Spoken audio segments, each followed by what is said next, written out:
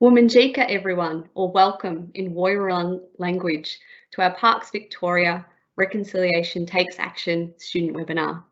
My name is Katrina Watson and I'm an Education Officer at Parks Victoria and the host of today's webinar.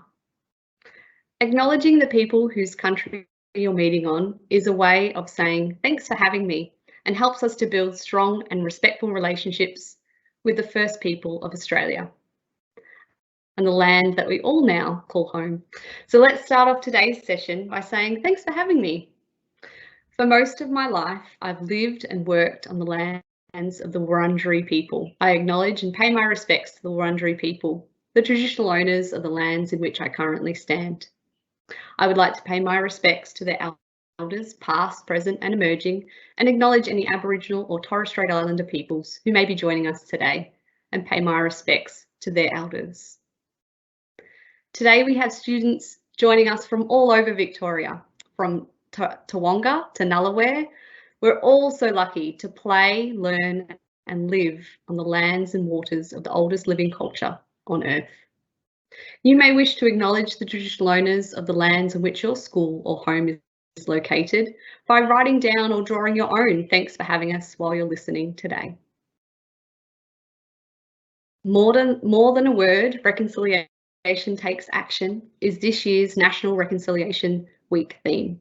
It calls upon every Australian to stand alongside and learn from Aboriginal and Torres Strait Islander people, to amplify their voices and to value their rich history and culture. By doing this, we start the journey of creating respectful and positive relationships between the wider Australian community and Aboriginal and Torres Strait Islander people.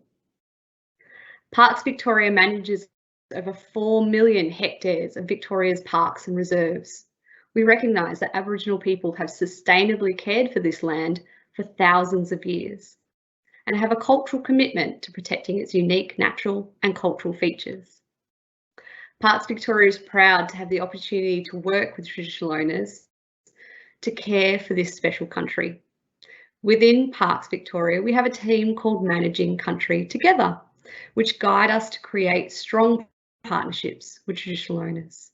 They have created a framework to help us ensure that Aboriginal voices, stories and people feature strongly in all that we do. My team in Parks Victoria, the education team, uses the Managing Country Together guidelines and discusses cultural projects such as this webinar with the Managing Country Together team to make sure the educational content we create respectfully acknowledges and includes Aboriginal people's voices and stories.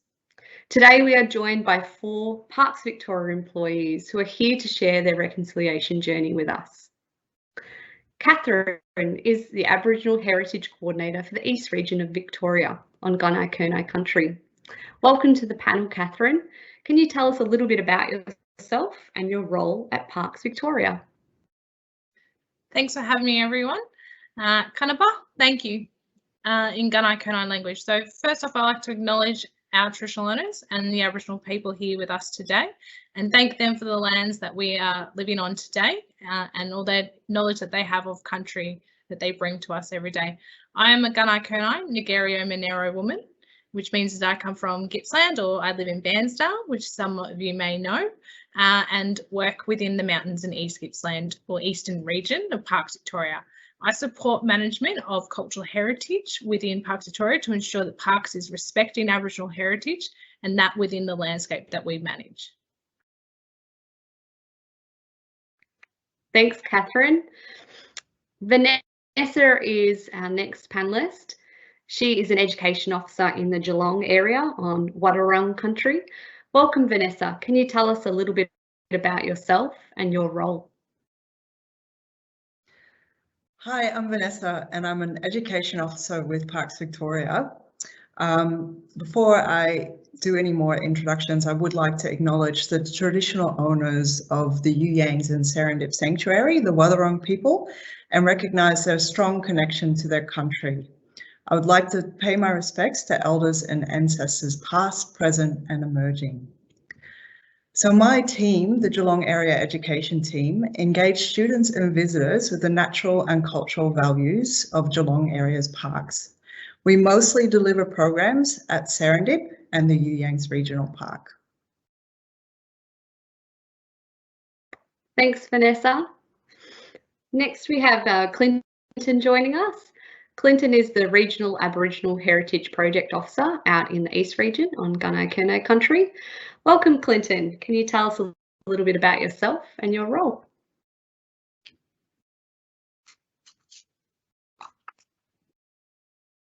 Oh, Clinton, just need to unmute. I knew I'd be me who made that mistake. Gay Wambana, Diramadillan Badu Wiradjuri. Hi, my name is Clinton and I'm a proud Wiradjuri man. Today would like first off to pay my respects to elders past, present and the emerging across the whole different range of countries that we'll be dealing with today. My role is to help manage culture and heritage within the Parks Estate in East Gippsland, but being part of managing country together, we work to manage right across the whole state. So that's me. Hi. Thanks, Clinton. Our final panellist today is Gavin, who is an Aboriginal Heritage Planning Coordinator and is based in Bendigo on Dja Dja Wurrung country. Welcome back, Gavin. Please let us know a little bit about yourself. Hey everyone, thanks for having me. My name's Gavin. I'm calling in today from Dja Dja Wurrung country. So I'd just like to say thanks to them for hosting me here. I'm an archaeologist with Managing Country Together, so I work with Katherine and Clinton and trying to protect the cultural heritage on parks and joint managed estate. You can probably tell from my accent that I'm not from Australia, I'm actually from Ireland. I've been here since around 2006 and working to try and protect Aboriginal cultural heritage. Thank you so much to all our panellists. It's great to have such wonderful expertise discussing reconciliation with us today. Before we start our discussion with our panel members, I just wanted to let you all know that it's being recorded today. This webinar is being recorded and we'll make it available for viewing afterwards online. Let's begin our panel discussion. Hey, Vanessa. Hi. What does more than a word reconciliation takes action mean to you? Well, we've been talking about reconciliation a lot, but we need more action to build mutual respectful relationships between Aboriginal and Torres Strait Islander peoples and other Australians. I'm really proud to work in a space where my team can take action to build those respectful relationships. My colleague Ebony Cook is an Aboriginal Community Engagement Ranger and proud Wathaurong woman. It is fantastic that she can work on country and connect with her culture. Ebony has made a huge difference in raising awareness for Wathaurong culture by running cultural tours for schools and the community at the You Yangs Regional Park. In her sessions, she discusses the sustainable lifestyle of the Wathaurong people and inspires participants to find out more about Aboriginal culture. A third of our excursions are cultural excursions, and this number is increasing. On a personal note, Ebony has also taught me about Wathaurong culture. I always acknowledge the Wathaurong people in my programs, but I avoided talking about anything else as I wanted to do the right thing. Now I have a much broader understanding of Wathaurong culture and I know exactly what I can and can't share about Wathaurong culture when talking to groups. Thanks, Vanessa. It's great to have Ebony within your team there. She's a great educator as well as great knowledge base for Wathaurong culture. So great to hear a little bit more about what she does out there in the Geelong area. We might go to Clinton next. Clinton, what does more than a word reconciliation takes action mean to you? There we go. Remember to unmute myself this time. Yeah, well, I suppose to me, quite succinctly, it means do something. Doing anything is better than doing nothing. So whatever's in your capabilities to do, take that on, stand up, shout your name out loud and march forward. There are so many areas that you can make a change, from the smallest things that you can do day to day to how you treat people, to how you listen to other people's stories. And from there, I think that's what the action comes when you know where you need to place your feet. So first step, get informed, ask questions, read, dig right into the information, and then that's what the time for you to act. Stand up, take control, and when somebody else needs a hand, do that and keep walking forward. Great advice, Clinton. You know, we need to know more to do better at what we're trying to achieve here with reconciliation. So great point to start by researching and listening. Let's go with Gavin now. Gavin, what does more than a word reconciliation takes action mean to you? I suppose for me, probably maybe as a bit of an outsider, I've always felt that maybe there was a kind of a sort of darkness in Australia, despite it being such a beautiful place. And I think that comes from, you know, that sort of original crime that was perpetrated against Aboriginal people here.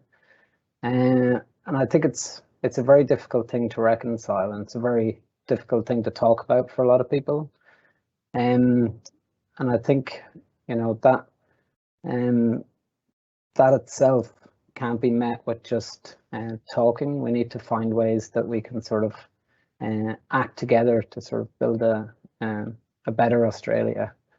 I think, you know, working as an archaeologist here, I've probably had to kind of reconcile myself a little bit with that, because archaeology, as well as being a tool of Aboriginal empowerment, can also be used to seek permission to destroy Aboriginal cultural heritage.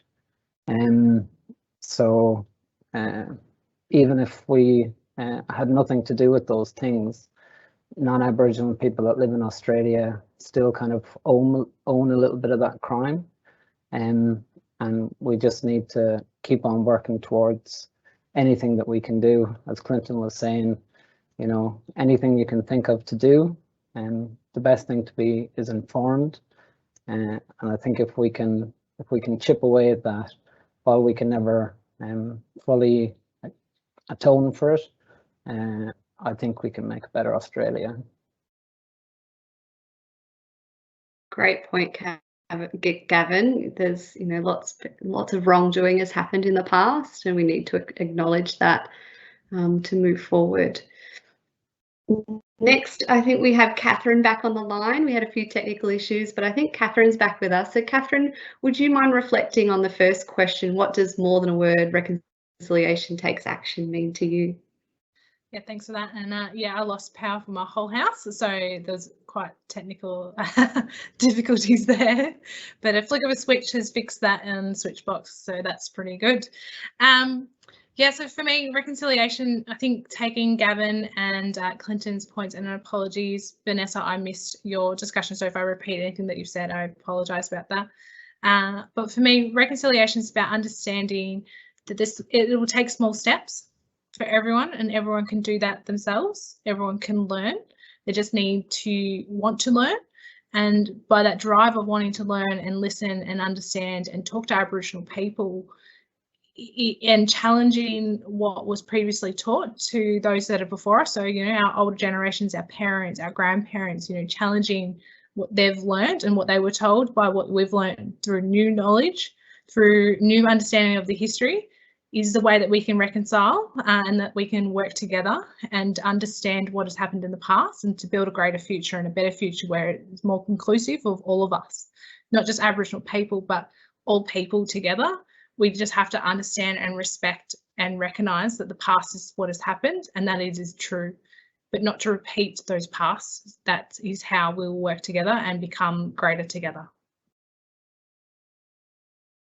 Thank you, Katherine. Yes, important to think about the positive steps that we can make into the future by being more aware of what's happened in the past and acknowledging that. Our next question we have is about Parks Victoria. So what steps have you seen Parks Victoria take on their reconciliation journey? This time I might start with Vanessa again. So Vanessa, what have you seen Parks Victoria doing in regards to reconciliation? Whoop, I might choose another person. Oh, there she is. I started working for Parks Victoria in 2009, and I must say in all that time I have seen lots of changes being made, positive changes. So one of the things I've noticed in my area, Geelong area, is the appointment of more Aboriginal staff. I already mentioned Ebony earlier, so she joined my team in 2017, and that's made a huge difference in engaging the community with Wathaurong culture.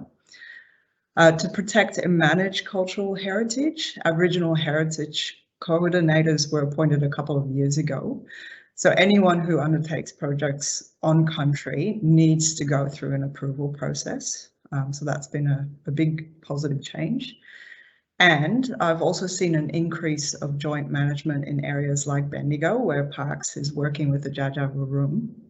In Geelong area, we are collaborating a lot more with the Wathaurong people. A good step towards working together includes a traditional burn that was conducted by TOs at the Yuyangs recently. It was the first traditional burn that I'm aware of that the Wathaurong conducted. And for me as a spectator, it was amazing to witness the burn and learn from TOs how to undertake cool burns that don't damage country. Great to have that opportunity to learn from Wathaurong people. Clinton, I'll go to you next. What steps have you seen Parks Victoria take on their reconciliation journey? Yeah, well, a lot of the points I think Vanessa captured there quite succinctly as well. I think one of the major areas I see is that we have been building and growing the Managing Country Together team. That gives us a strong influence on how day-to-day activities are undertaken in the park, and that feeds into our joint management process. We have joint managed rangers with the local TOs. They're working on their own country and helping to bring in that concept of a whole cultural landscape, not just cultural places.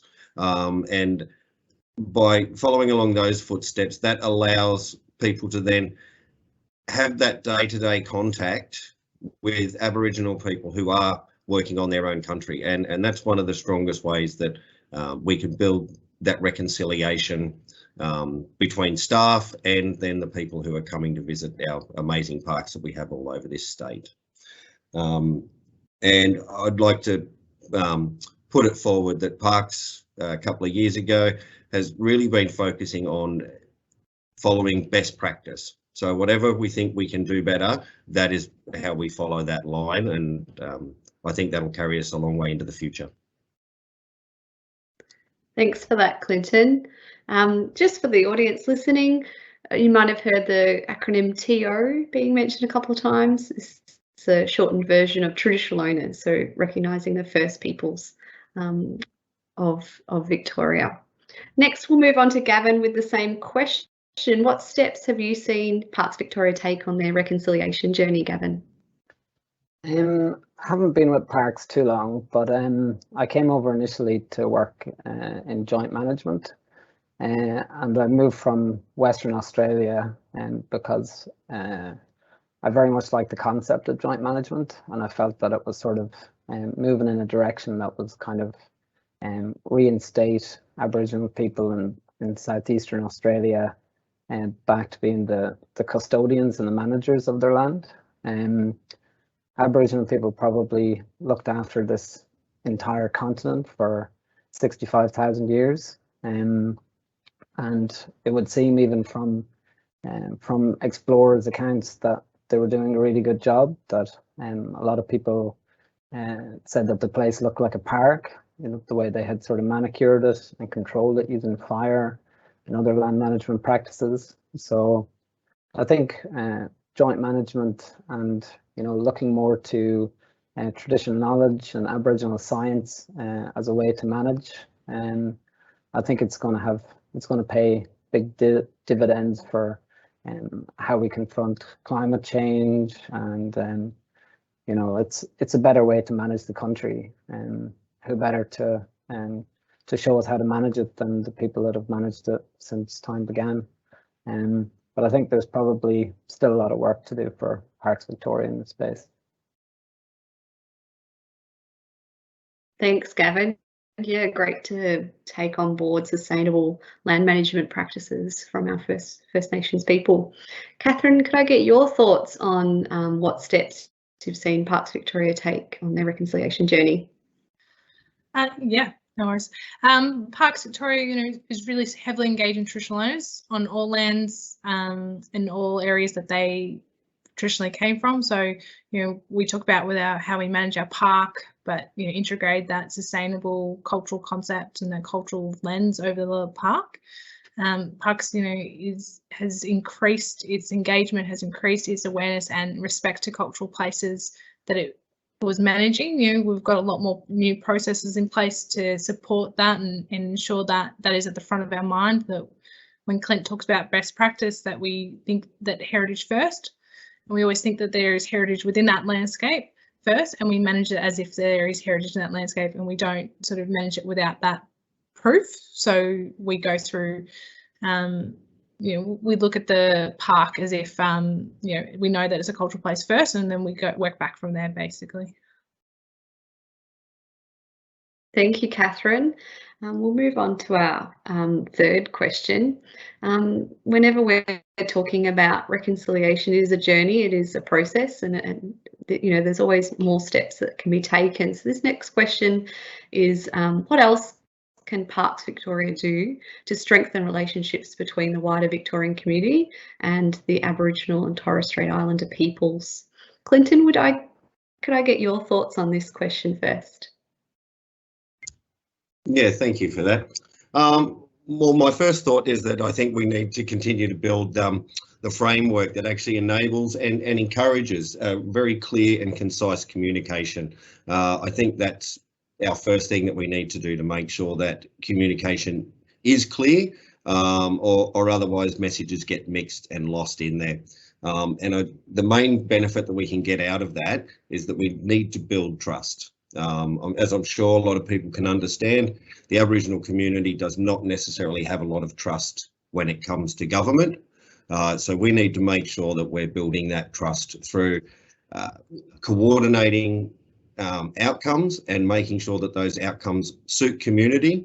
And by doing that and consistently doing that time and time again, that's where we'll build trust. Once we build trust, then we actually have a real workable relationship. And then we can really start to work into those areas that we've just started with now, which is the cultural burning and the whole cultural landscape management, looking to manage the whole of the state really in a way that is culturally sound.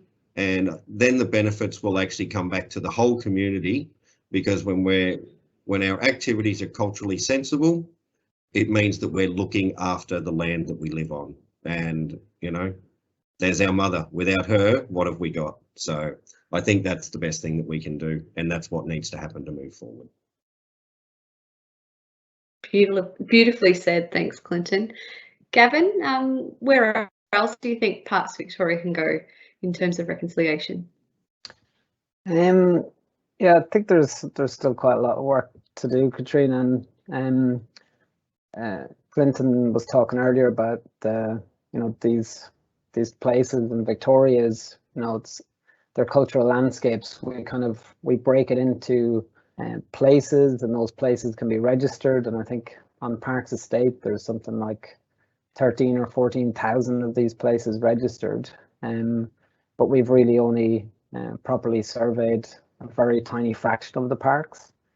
And these parks they're not only sort of ecological sanctuaries and places where we can sort of protect and maintain ecology in the environment, but they're also some of the better preserved cultural heritage. And I think we have a big role to play in maintaining that culture is protected, and also sort of getting the wider society to understand how precious that is. I think my own sort of viewpoint, and coming from Ireland, I find the archaeology and the history really amazing in Australia. And I think it's something that, you know, everybody that calls Australia home can take pride in. And you know, there's an incredible generosity in Aboriginal people that they're willing to share that with us.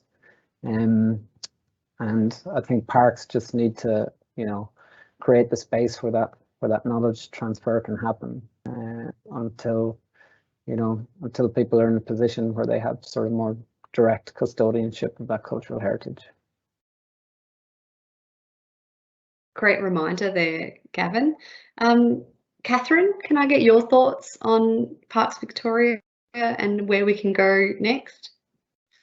I think just keep taking those small steps, as I mentioned early on, and keep learning from each of our steps together, and really make sure that we're walking together, because that's the best that we can do for our environment, is by working together, walking together.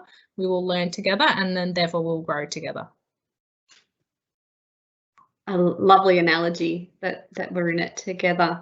Vanessa, your final thoughts on this question? Yeah, I really look at this question, keeping education in mind, and I just look at Ebony, how much of a difference she's made, just raising awareness of Wathaurong culture. And I'd love to see Parks Victoria employ more Aboriginal community engagement rangers, and in particular, a program that's really, really important is the Junior Ranger program, which is run for whole families. And what we notice with those programs is we notice that the children, they'll know a lot about culture because they're learning about it in school, but it is their parents' generation that are often unaware of culture, and they are the ones learning during these sessions. And look, we might run sessions for around 500 kids per year, but yeah, I would love for children, families to learn more about culture, just statewide. So yeah. Thanks, Vanessa. It's great to learn as a community and work together, as Katherine said. One of our final set questions is up next. It says, what steps do you think students can take towards reconciliation? This time I might start with Katherine. Katherine, what do you think students can do? I think understanding that they have a voice, and this voice is really strong and really powerful and can create quite a change. And we've seen that through climate action that kids have taken. And remembering that, you know, working together and listening to Aboriginal people and listening to the past. You can't undo the past, but we need to listen and respect the past and work together forward. And remembering that doing that is not just about social, whims. So when, something is trending on social media, it's about doing that all time, every day, and every time we can make those little steps together. And that's really the most important thing that you kids can do with your voice, is by making sure it is loud and it is strong, and that you know with the strength of your voice what the truth is that you're telling. It's important to, kids are empowered. Clinton, what do you want to add to that? Yeah, thanks once again. Well, first off, I think the most important thing is to know your history, is to know the history and to know your history, where you came from, and the history of Australia as a whole. So within that, you're going to have to use a bit of discernment, because there's the story that we've all been told, and then there's the truth, and we're still on a process of getting to the absolute truth. So you're going to have to use your own nous to follow along that path, but I certainly believe the younger generations are more than capable of doing that. Other thing I would certainly say is you really need to be aware in your own mind of the assumptions that you make in everyday situations that we're not even aware of, these prejudices that we hold. And it's not until they're brought into the light and we see them reflected in someone else that sometimes we understand that we've held those same biases. So I would really encourage you to challenge those assumptions that you have about people and really dig down deep inside yourself and find out whether those views are valid or whether they're just noise that's getting in the way of you having serious relationships with Indigenous people. And once you get to that point, empower yourself, empower the people around you, call out injustices and make sure you stand up and be counted. And that's what you can do. And I think you have the power to do it. Thanks, Clinton. A great resource is a young dark emu for finding out, you know, true history of Aboriginal people here in Australia. So that's a great place to start. Vanessa, what steps do you think students can take towards reconciliation? Yeah, I totally agree with both Katherine and Clinton. For students to learn about their history, finding a voice, and calling out biases. I would suggest, if I look at my own sort of journey in discovering Wathaurong culture, is connecting with your local TOs, finding whose land you're on, learning more about their culture. And in terms of students' connection to country, they can find their own connection to country. You don't need to be a First Nations person to care for country. Great point, Vanessa. And Gavin, what steps do you think students can take towards reconciliation, Gavin? Thanks, Gina. Yeah, like Vanessa, I helped out at some of the Junior Rangers events, and it did seem to me as though in some cases the children probably were more aware and knew more about Aboriginal culture than their parents did. So I think the generation that's growing up now has access to a lot more information, and you're learning a lot more than perhaps your parents might have, or your parents might come from somewhere else, like me. So I think part of that you probably have a bit of responsibility to educate your parents as well as to what you're learning. And as Clinton says, and some of the other people have mentioned, if there is racism towards Aboriginal people or thing, you just have to call that out. And yeah, it's a difficult thing to do, but I think it'll be very rewarding for yourselves if you maintain vigilance with that. Thanks, Gavin. Great point that sometimes what is right is also what is hard to do, but it's definitely necessary. We've had a few schools that were able to send in some questions prior to the start of the webinar today. So from Tawonga Primary School, we've got a question here. It says, how do we increase our connection to National Reconciliation Week when we have no students or local people who identify as Indigenous Australians? Gavin, can I stay with you? Would you mind responding to Tawonga Primary School's question? Oh, thanks. Yeah, that's a really good question. I suppose it's not really necessary to have Aboriginal people in your class or people that you can sort of directly connect with. I think reconciliation is a responsibility.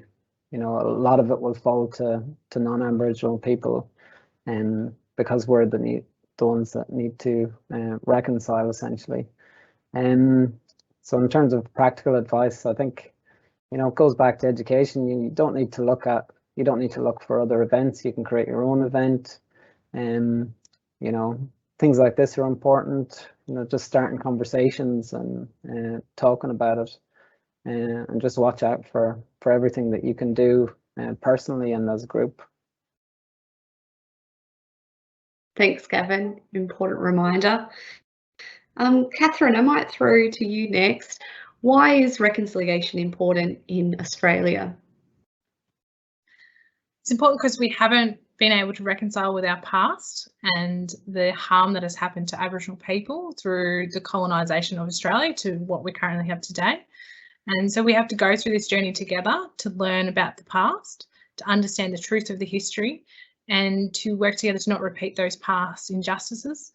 and to respect one another and to build a better future for each other. Great point that we need to do it together. What values are important to reconciliation? Vanessa, I might throw this one to you. What values do you think students need on their reconciliation journey?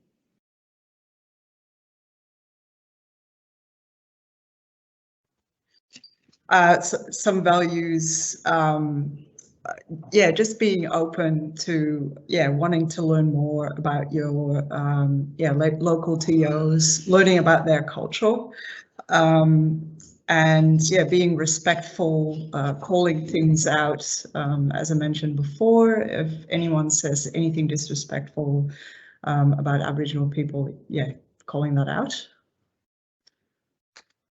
Thank you, Vanessa. Yeah, it's great to have a growth mindset and to be thinking of opening your mind to new information and new ways of thinking. So it's a great value to have. Clinton, would you mind answering this next question? Why do we have special days or weeks like Reconciliation Week, Sorry Day, Mabo Day and NAIDOC Week? Yeah, thanks for that. Look, I'd say that we have these, well, I'm confident that we have these days because they're a process of us highlighting something that needs to be focused on. And when we go through this process, what we get to do is we get to understand our past, we get to reflect on where we are in the present now, and then by doing that, that gives us more opportunity that as we move into the future, we're going ahead with a lot more awareness, and therefore we can avoid making the same mistakes again. Because the last thing we'd want to do is perpetuate the horrible crimes that were committed and continue them on other people as we move forward in a big global world. So I think these things are very valid. Thanks, Clinton. A great reminder. Couple more questions left.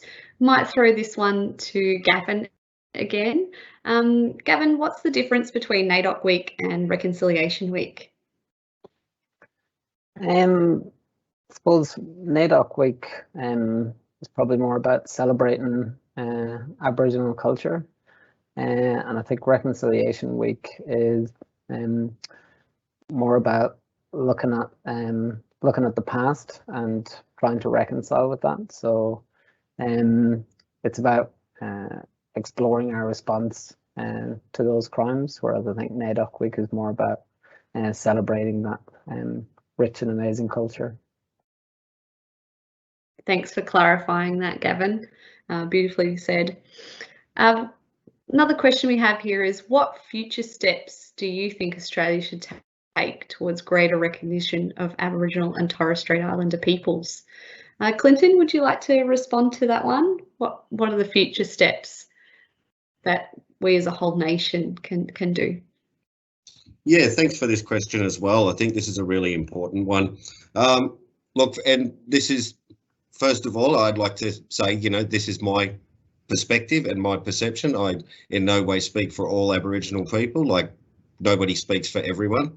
But I think treaty is really important. Until we have treaty, we are still living in a state of invasion.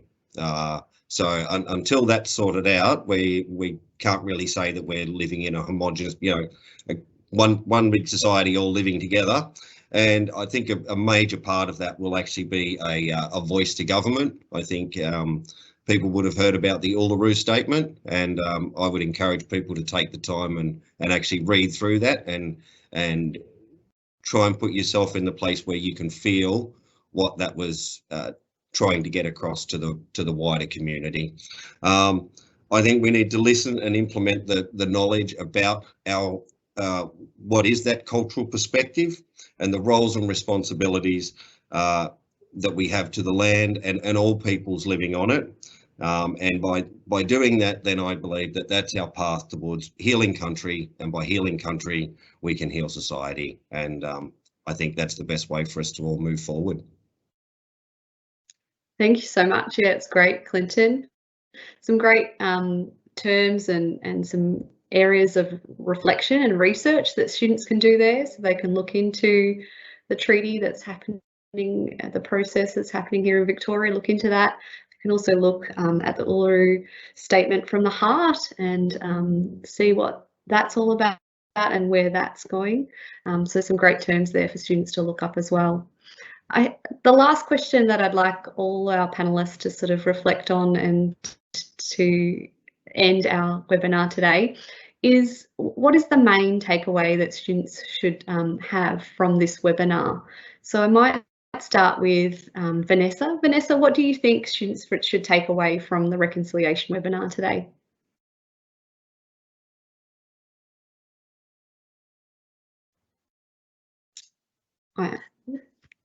Yeah, I hope students feel like empowered to really, well, firstly, you know, celebrate Aboriginal culture, but also, yeah, to take that next step and to take action, to find their voice. So learning more and then finding their voice. Yeah, that's what I hope. Thank you, Vanessa. Gavin, what do you think is the main thing students should take away today? I know we probably discussed a lot of serious things, and because nobody wants to think about your ancestors having committed crimes against Aboriginal people, or you know, the sort of darker aspects of the history. But I think it's okay to be a little bit excited about how much there is to learn, and you know, you're the next generation that's gonna move this forward. So I'd like if people went away and were sort of excited to learn more, and what role they can play and what actions they can take to make a better present and a better future for us all.